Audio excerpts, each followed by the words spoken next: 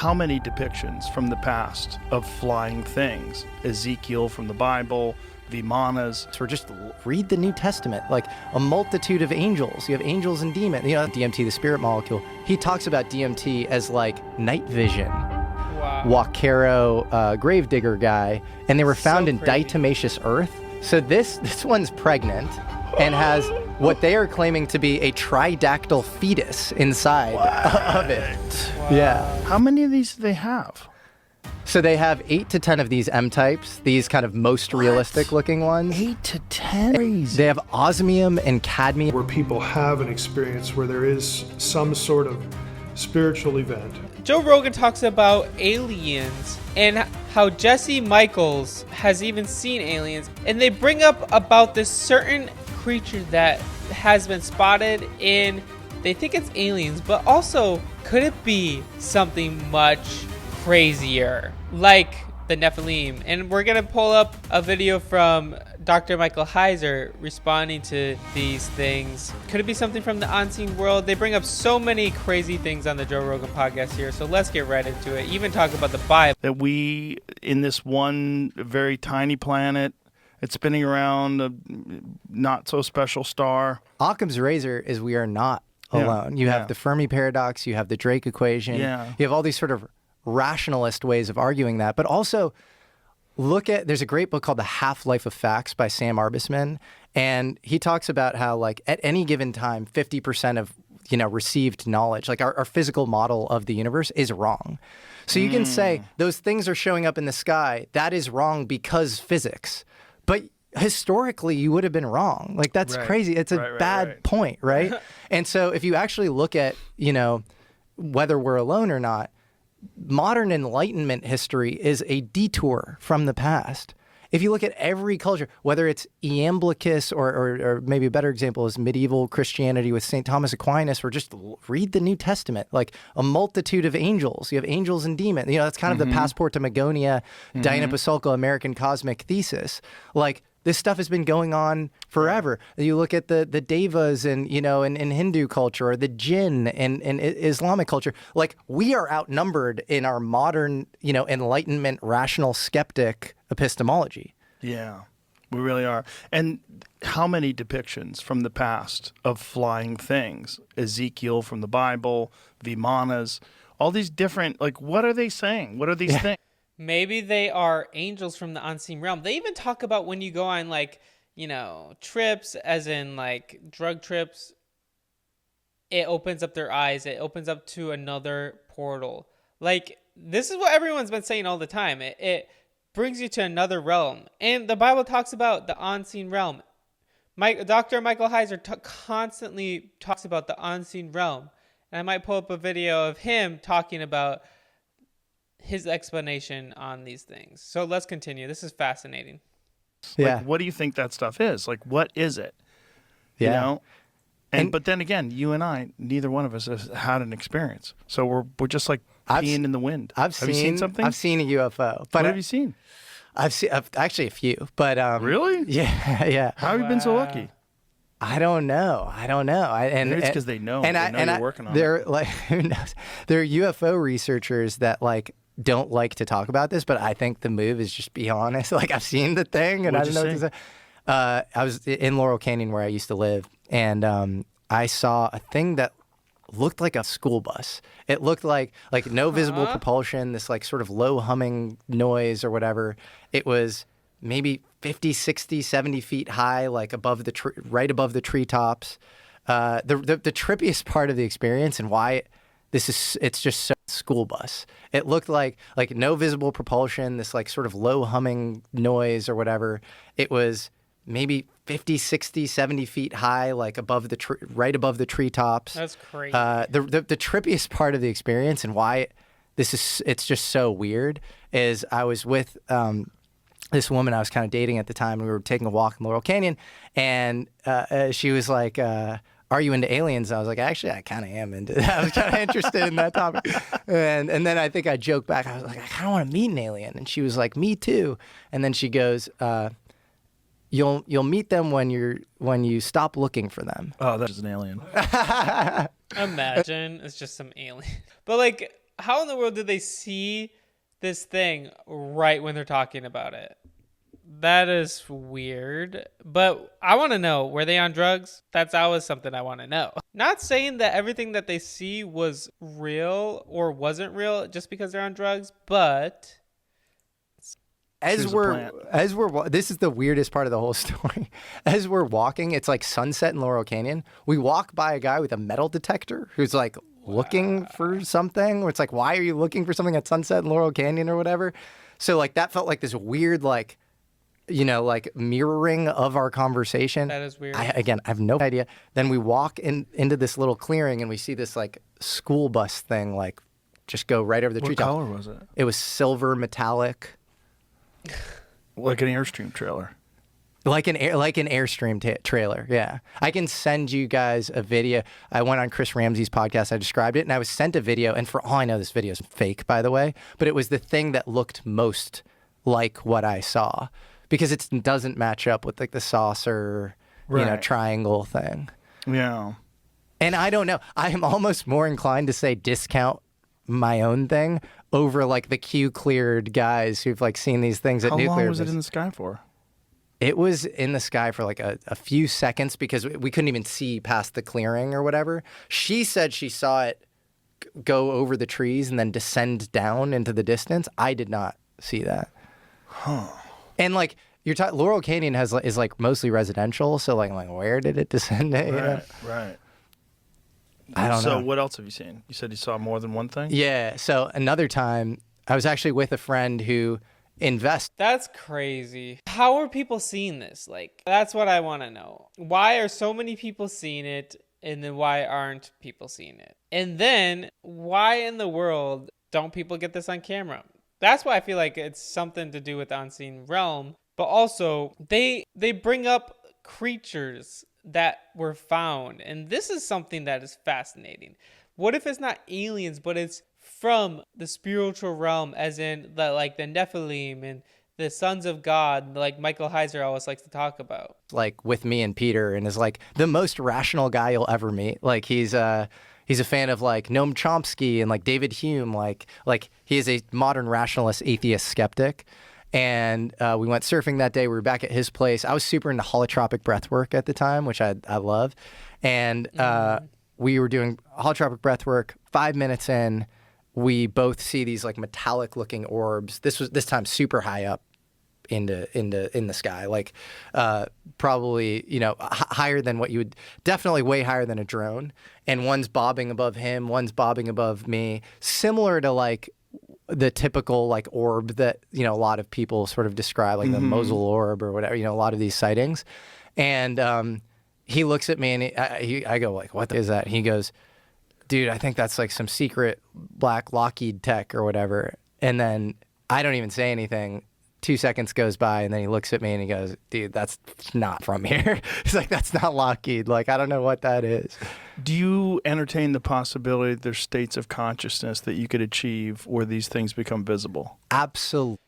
Absolutely. And like you said, he's doing the breathwork type thing that's usually taken with a substance, I believe. And I think that opens you up to some spiritual realm where you can see spirit things that you would not be able to see. Because like if it's only in your head though, that's the thing. They both see it. That means it has to be there, right? It's not just someone just imagining it. It's not just in their head, but they're seeing it together. So that makes you think more of it's a spirit thing. I just don't think it's aliens. It's not what you're thinking. And you've had Rick Strassman on. He talks about, DMT, the spirit molecule. He talks about DMT as like night vision, or like it's like it's like goggles or a window. It's like Aldous Huxley, The Doors of Your Perception. Are you superimposing a hallucination onto reality? Or are you just seeing, we see a limited part of the electromagnetic wave spectrum. We see between 400 and 700 nanometers. Our audio range, there's a certain decibel limit, right? So like when you take a substance like that, are you seeing things that are in objective reality, but we just don't have access to them. It's actually adaptive for us not to have access to them in our waking reality. And so Right. it's this interesting philosophical question. I don't know the answer to it. Right. Would we even be able to function if we had access to that? Probably not. Probably not. No, it is. There's a guy named Donald Hoffman who's a cognitive psychologist, and he talks about, it's like, why don't we see electromagnetic waves themselves? Like, why Right. aren't you seeing Right. Hertz frequencies? Right. Yeah. It's we need to iconize everything we see, just like a desktop computer. Mm-hmm. Like, why do you see red? Because boom, red, blood, I gotta run, whatever. And then they hack that with notifications on social media. But the point is, we are seeing inherently a collapsed, condensed version of reality. We aren't seeing the thing itself. Yeah. And so it ends up in these ontological loops where, like, some rationalist skeptic can be like, you're lying. That's false. It ends up in this not even wrong category of, like, I can't say that what I just said is definitively true as far as it being a window into some other realm, but neither the skeptic, we just live in the age of disenchantment where you Right. say, don't trust your eyes. Right. And that's as much faith-based dogma as what I'm saying. So True. Atheists, I'm sorry, they have their own idea, their own belief system, whether you like to admit it or not. Everyone's just like, it's not a belief system. It's just our lack of faith. Sorry. And that's why I rest when I talk about this stuff on the show. I rest more on the nuclear cases because it fits to our modern epistemology more. Right. But it's not to say you should discount these, people's experiences where they do, maybe they're in a peak state of consciousness and they experience a thing. Maybe that thing is real. There might be multiple different types of things that come by. And the nuclear one is a weird one. I mean, if you were from another planet or some other place and you recognized an emerging civilization that had nuclear capabilities, you'd be like, hey, slow down. Hit the brakes, son. You would freak out. Unquestionably. Yeah. That's why we named the rooms at the Comedy Mothership Fat Man and Little Boy, because that's when they started showing up. Yep. That's when we got a lot of sightings, was post the bombs. Totally. And I love the mothership, by the way. It's amazing. And I love going and seeing how UFO theme, like, in preparation for this, I've had a couple friends be like, again, could it be angels protecting us so we don't completely destroy us? and Joe's like, anti-UFO though. And I'm like, no, he's just frustrated with disclosure. Go to the mothership. The whole thing is themed so UFO. How can anybody say I'm anti-UFO? There's UFOs everywhere. There's one on the desk. There's one behind me. I know. That's so silly. And you broke the biggest UFO story of all time. Like, you've done more for disclosure than anybody, in my opinion. Well, I'm not anti-UFO, but I'm allergic to, and this stuff, some of it smells like, which is, I would be remiss if we didn't talk about those little mummies in Peru. Yeah, dude. What do you think is going on there?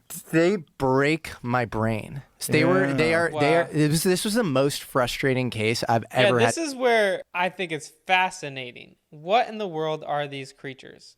Are they completely just a hoax and they were made, or are they authentic, some type of life form? And remember, I'm going to play a Michael Heiser video. And I wish I could give you a definitive, these things are definitely dead aliens. I cannot say that definitively at all. I do think there's a lot of reason to believe that they are forensically organisms. They're organisms If that they're not, they're incredible works of art. If they're not, they're the most sophisticated hoax ever that basically tricked forensic experts from John McDowell, who just won the greatest award in forensics you could win or whatever, the Grand Wall Award, who is the president of the American Forensics Scientific Association or whatever in the U.S. Jim Caruso, who's the chief medical examiner in Denver. The equivalent of McDowell is a guy named Dr. David Ruiz, so he's the Peruvian head of their forensics association, and the head of the Mexican Navy forensics, this guy named Dr. Jose Salze. All of these guys have seen. So I think we're kind of getting ahead of ourselves. Let's explain to people this so they can be standalone, because a lot of people are like, what the fuck are you talking about? Yeah. There are these very small, mummified looking things that are in Peru that seem to look exactly like a similar kind of thing to a human being, but varies enough that it's not us. And it has more ribs, it has more spinal columns, or more discs. This is what they look like. and there's X-rays of them, and that's where it gets really is weird. just so And they're weird. tridactyl, right? So they have 3 fingers and 3 toes. Yep.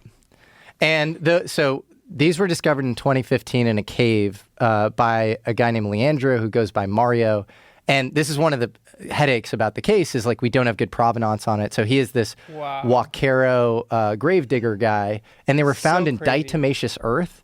So there's actually an idea that they might not even be mummies. Diatomaceous earth is a desiccant, and so they were dried out. And a lot of the organs are actually still inside the bodies.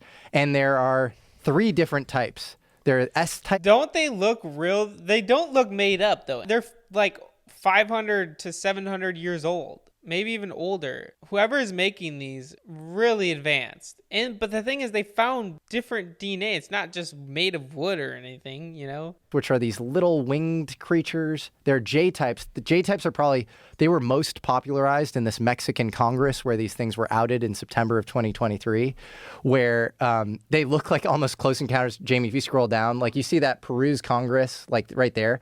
Like that thing looks like this like jokey like Close Encounters of the Third Kind. Like Yeah, it looks like totally fake. It looks totally fake, right? So those are the J types. They're like 25-ish, maybe 25 to 30 But of then those. there's the ones that they've X-rayed, and that's where it gets really weird. The weirdest ones that I was talking about, the forensics people kind of evaluating, are these M types. These are like 4 to 5 feet.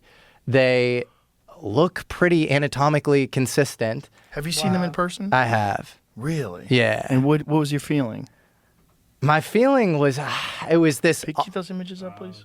It was, as with a lot of these things, oscillating between, holy, this thing is not from here, and then, dude, you have to like chill, and like there's so many other things, there's so many other gates this has to. This makes me really think about the sons of God, the Nephilim, the spirit beings. I don't know. It makes you think about Genesis 6 a lot. I don't think they're aliens. Like, think about the possibility. How in the world could aliens get from other planets? Like, I guess with our technology. But why do all of these other alien encounters usually are going against the biblical creator, the biblical God? What do you think that is? If they're fallen angels, if they're people, rebelling against God, of course you're going to say bad things about Jesus. For us to actually, verify this stuff. See if you can go the X-rays, Jamie. Find the images from the X-rays. That's one, but there's one that's a little bit better because it's one of the fetal position. It's Jamie, in my document, actually. Look at that one. Okay, there you go. So that one has eggs inside of it. What? If you go, Montserrat, which Look at is its hips. yeah. How weird. So if you go to Montserrat clip, yeah. So this one's pregnant and has what they are claiming to be a tridactyl fetus inside of it. Wow. Yeah. How many of these do they have? So they have 8 to 10 of these M types, these kind of most realistic looking ones. 8 to 10? 8 to 10. And then they have 25 to 30 of the J types. So yeah, look at that. That's a 3D reconstruction of the CAT scan. So they have. That's crazy. So how can they not be real? But if they find those things, a fetus in the womb of this thing, huh? That's weird. They have teeth. right? Yeah. They have tendons, they have bones, they have cartilage, they have organs inside. And then, so this is where we need to verify stuff. They even have actually. Could you go back to the part of the video where what's that? Yeah, that part. They have. What is that, man? That's crazy. They have osmium and cadmium implants in them, which are rare earth metals that were discovered in the 19th century, too. If this is art, if someone made this, I need to buy one. yeah. Like, you need to tell me how much this costs. I need to put it on my table because you're a genius. Wow. If you've made that and you tricked everybody. That's crazy. So now we're going to go to Dr. Michael Heiser's take on what aliens are. And that has a very evil feel to it. I do leave the door open, though, to something that I would call direct demonization, where people have an experience where there is some sort of spiritual event, something done to them by a spiritual being, and then this is the way they process it, or the way they could process it.